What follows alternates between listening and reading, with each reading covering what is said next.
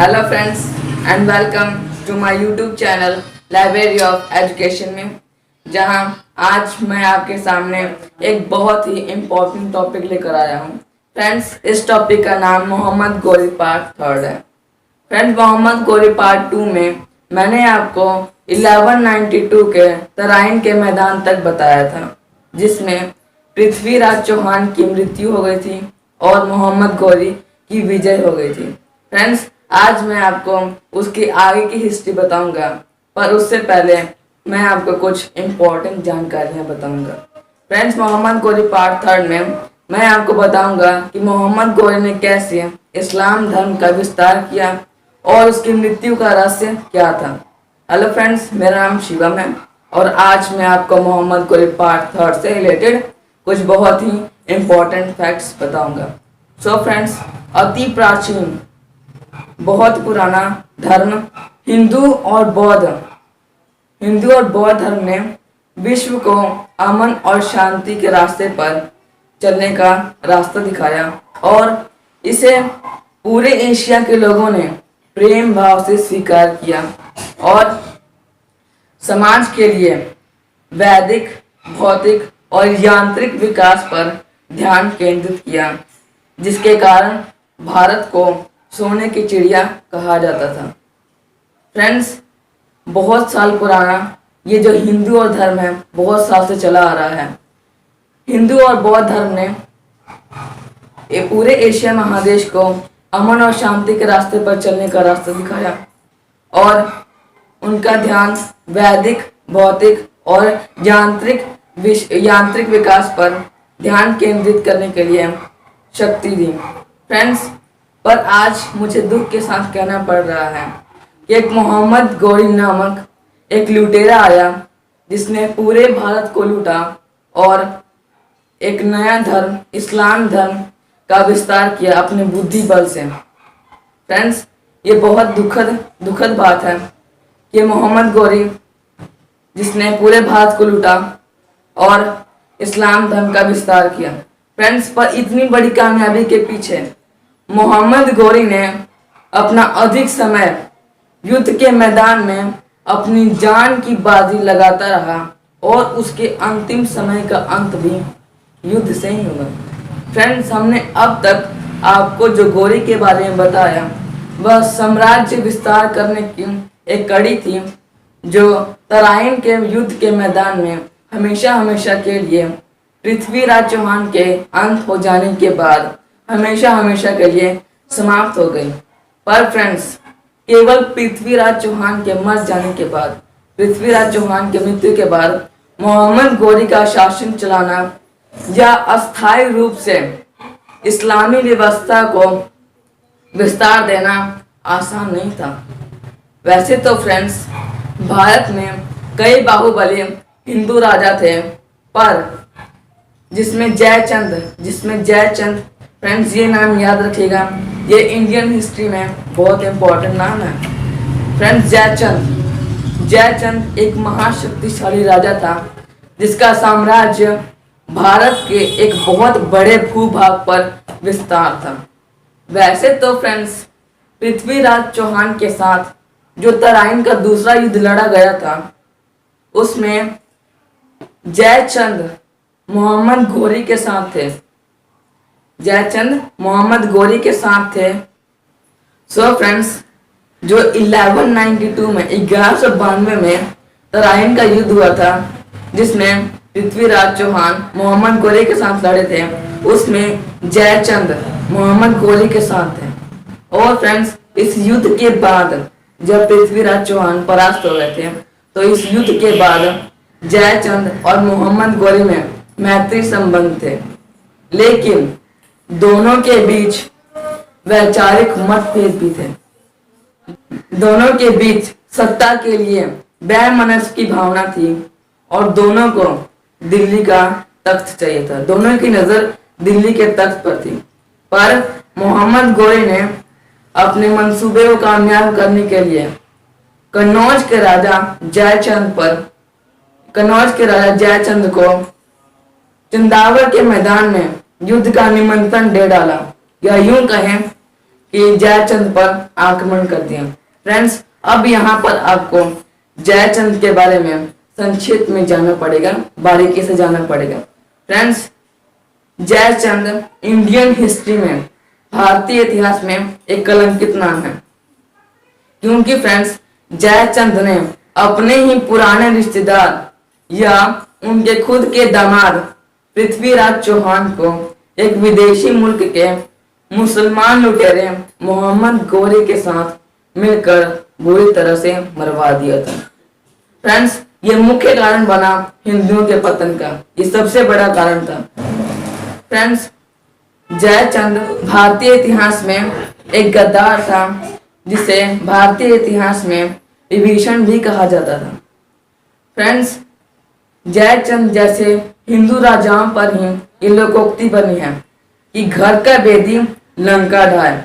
Friends, Mohammad Ghori के time में, मोहम्मद गौरी के समय में उत्तरी भारत में सिर्फ दो ही सबसे शक्तिशाली राजा, पहला दिल्ली जहां के राजा पृथ्वीराज चौहान थे, और दूसरा कन्नौज के राजा गढ़वाल वंश के राजपूत राजा जयचंद। फ्रेंड्स, ये दोनों राजा सामरिक दृष्टि से बहुत शक्तिशाली थे। जब ये राज करते थे तब इन पर आक्रमण करना तो दूर, कोई भी राजा इनके बारे में सोचने से भी डरता था। फ्रेंड्स, इनके किले का भेदन करना मील के पत्थर जैसा था। और फ्रेंड्स, अचानक जयचंद ने अपनी पुत्री संयोगिता का स्वयंवर रखा, जिसमें उसने सभी राजाओं को बुलाया, पर सर्वश्रेष्ठ राजा पृथ्वीराज चौहान को नहीं बुलाया। फ्रेंड्स, पृथ्वीराज रासु नामक एक ऐतिहासिक ग्रंथ है, जिससे पता चलता है कि जयचंद की पुत्री संयोगिता पृथ्वीराज चौहान से प्रेम करती थी और उनसे शादी करना चाहती थी। और फ्रेंड्स, संयोगिता ने, जयचंद की लड़की ने अपने पिता के विरुद्ध जाकर, यानी कि जयचंद के विरुद्ध जाकर पृथ्वीराज चौहान को एक पत्र लिखा, जिसमें उसने लिखा कि मैं आपको अपने मन ही मन में अपना पति मान ली हूं, अतः आप इस स्वयंवर में आए और हमें जीत कर ले जाएं। फ्रेंड्स, और पृथ्वीराज चौहान ने इसी मौके की तलाश में थे, और वो अपने सैन्य बल से सभी राजाओं को परास्त करके संयोगिता से शादी कर ली, जो कि कन्नौज के राजा जयचंद के लिए एक बहुत बड़े अपमान का विषय बन गया था। और जयचंद ने ठान लिया था कि कुछ भी करना पड़ जाए, कुछ भी मूल चुकाकर मैं पृथ्वीराज चौहान का पतन करके रहूंगा। और फ्रेंड्स, इन दोनों राजाओं के बीच, इन दोनों राजाओं की जो मंशा थी, उनके बारे में मोहम्मद गौरी को पता था।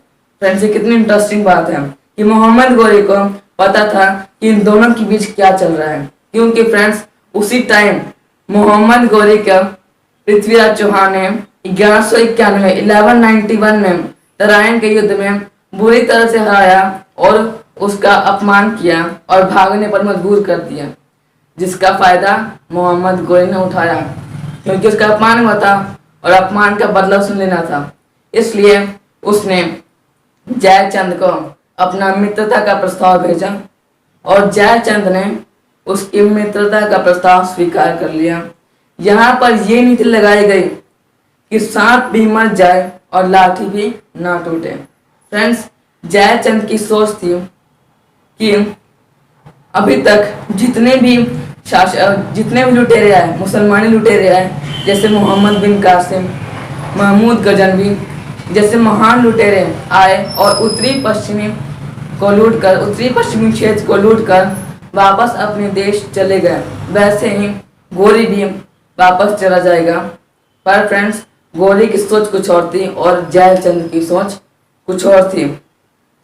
तभी फ्रेंड्स, जयचंद ने मोहम्मद गौरी की सहायता की। 1192 के युद्ध में, तराइन का जो युद्ध हुआ था, उसमें सहायता की और उसे जीत लिया।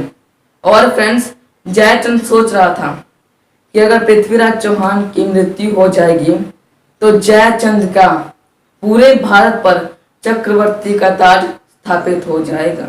पर फ्रेंड्स, मोहम्मद गौरी की सोच कुछ और थी। फ्रेंड्स, अब हम आपको मोहम्मद घोरी के बारे में बताएंगे कि उसकी सोच क्या थी, उसकी प्लानिंग क्या थी। फ्रेंड्स, मोहम्मद घोरी एक बहुत ही शक्तिशाली और था।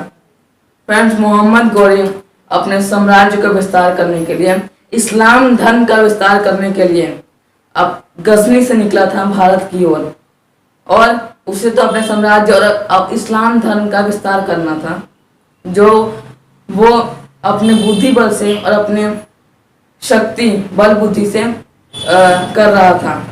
उसने अपनी महत्वाकांक्षा के खातिर और अपने प्रजा के शासन व्यवस्था को सुखपूर्वक चलाने के लिए और बहुत अधिक धन संपदा की खातिर आक्रमणकारी नीति अपनाया था।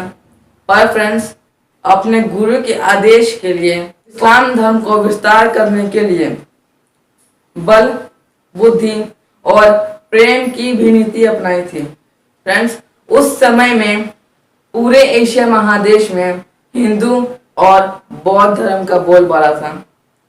नया नया हजरत मोहम्मद साहब के द्वारा नए धर्म का निर्माण हुआ, जिसका नाम पड़ा इस्लाम धर्म। फ्रेंड्स, ये जो नाम है हजरत मोहम्मद साहब, ये बहुत ही इम्पोर्टेंट है इंडियन हिस्ट्री में, क्योंकि हजरत मोहम्मद साहब ने ही नए धर्म का निर्माण किया था, इस्लाम धर्म का निर्माण किया था। और मोहम्मद घोरी भी इस्लाम धर्म का अनुयायी था। फ्रेंड्स, इस्लाम धर्म में खलीफा मुख्य होते थे। ये खलीफा अपने शिष्यों को इस्लाम मत का विस्तार करने के लिए सख्त आदेश देते थे, और इसके खलीफा के शिष्यों ने भारतवर्ष को इस्लाम धर्म से ऐसा परिचय करवाया कि आज तक गली गली में अल्लाहू अकबर गूंज रहा है। फ्रेंड्स, आज तक अल्लाहू अकबर गली गली में गूंज रहा है। आज तक अल्लाहू अकबर गली गली में गूंज रहा है। फ्रेंड्स, इससे ही पता चलता है कि मोहम्मद घोरी केवल एक योद्धा ही नहीं, शक्तिशाली योद्धा ही नहीं, बल्कि एक कट्टर आध्यात्मिक इस्लाम समर्थक पूर्ण महापुरुष था। फ्रेंड्स, मोहम्मद घोरी ने भारत में फूट डालो और राज करो की नीति का प्रयोग सबसे पहले जयचंद पर किया, और उसे तराइन के दूसरे युद्ध में बहुत बड़ी कामयाबी मिली। फ्रेंड्स, इस युद्ध के बाद मोहम्मद घोरी ने उत्तम नीति का परिचय देते हुए मोहम्मद घोरी को पता था कि जयचंद की दोगली नीति की वजह से कई राजा, आसपास के पड़ोस के राजा उसके शत्रु बन बैठे हैं, और उसने उत्तम नीति का परिचय देते हुए उन सभी राजाओं से मित्रता का संबंध बना लिया। और फ्रेंड्स, अपने दूरदर्शिता का परिचय देते हुए उसने 2 साल तक कोई बड़ी लड़ाई नहीं लड़ी, कोई बड़ा युद्ध नहीं लड़ा। और फ्रेंड्स, जब उसने अपने आप को चारों तरफ से सुरक्षित समझ लिया, तब उसने 1194 में चिंदावर के मैदान में जयचंद 2 साल बाद, फ्रेंड्स 2 साल बाद 1194 में 1194 में चिंदावर के मैदान में जयचंद को आक्रमण का निमंत्रण दे डाला और उसे परास्त कर दिया। जयचंद को मोहम्मद घोरी ने परास्त कर दिया और एक बहुत बड़े हिंदू राजा पर कामयाबी प्राप्त कर ली। और फ्रेंड्स, उसने अपने सबसे काबिल और वफादार सेनापति कुतुबुद्दीन ऐबक को दिल्ली का सल्तनत सौंप दिया। तभी अचानक उसे एक दुखद संदेश मिला गजनी से कि मोहम्मद घोरी का बड़ा भाई गयासुद्दीन घोरी की मृत्यु हो गई है। और मोहम्मद घोरी तुरंत ही गजनी गया और वहां का सुल्तान बन गया। और मोहम्मद घोरी ने ईरान से लेकर हिंदुस्तान तक अपना प्रभुत्व जमाए रखा। और कुछ दिनों बाद अचानक कुतुबुद्दीन ऐबक ने अपनी राजधानी लाहौर से दिल्ली बना ली और उत्तरी पूर्वी क्षेत्र में अपने राज्य को विस्तार करने में व्यस्त हो गया। और इधर खोखरों कबीलों के 2 सरदारों बकना और सरका ने अपना सैन्य बल तैयार किया और विद्रोह शुरू कर दिया। और उन्होंने अपने आप को स्वतंत्र घोषित कर दिया और एक दिन उन्होंने लाहौर पर भी आक्रमण कर दिया और लाहौर पर विजय प्राप्त कर ली और लाहौर से गजनी जाने वाले मार्ग को काट दिया। और ये बात जब मोहम्मद गौरी को पता चली तब उसने आदेश जारी करके कुतुबुद्दीन ऐबक को लाहौर बुलवा लिया और इधर से मोहम्मद गौरी एक छोटी सी सेना की टुकड़ी लेकर गजनी से चिनाब और झीलम नदी के मैदानी क्षेत्र में पहुंच गया और उसने और कुतुबुद्दीन ऐबक ने बकना और सरका के साथ साथ पूरे कबीलाइयों के लोगों को समाप्त कर दिया, पर उसमें से कुछ कबीलाइयों के लोग वहां से भाग गए थे।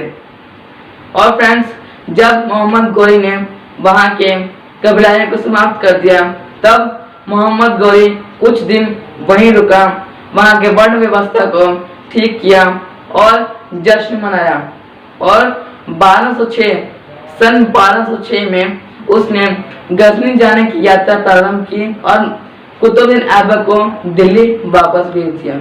और फ्रेंड्स, जब कुकरण कबीले के कुछ लोग वहां से भाग गए थे और वो गजनी मार्ग पर मोहम्मद गौरी का इंतजार करते थे कि मोहम्मद गौरी आएगा और हम उसे अपने सरदारों का बदला लेंगे। और एक दिन मोहम्मद गौरी ने शाम को वहां पर पड़ाव डाल दिया और उसके सेना वहां पर विश्राम कर रही थी अपने टेंट में और मोहम्मद गौरी नमाज पढ़ रहा था, शाम को नमाज पढ़ रहा था। तभी अचानक खुखर कबीलाइयों ने उन पर आक्रमण कर दिया और मोहम्मद गौरी के साथ साथ पूरे उसके सेना को समाप्त कर दिया। फ्रेंड्स, यहाँ पर एक बहुत बड़े शक्तिशाली शासक का अंत हो जाता है। और फ्रेंड्स, कुतुबुद्दीन की सहयोग से, कुतुबुद्दीन ऐबक के सहयोग से गजनी का सुल्तान मोहम्मद गौरी के बड़े भाई गियासुद्दीन गौरी के बेटे महमूद को वहां का शासक बनाया गया और कुतुबुद्दीन ऐबक खुद हिंदुस्तान का शासक बन गया और हिंदुस्तान में गुलाम वंश की स्थापना की। सो फ्रेंड्स, आपका हमारा ये वीडियो कैसा लगा कमेंट बॉक्स में हमें कमेंट करके बताइएगा। और फ्रेंड्स, अगर आपने हमारा मोहम्मद गौरी पार्ट 1 और पार्ट 2 नहीं देखा है तो प्लीज उसे भी देख लीजिएगा और चैनल को सब्सक्राइब करना ना भूलें और बेल आइकन दबाना ना भूलें। Thank you friends.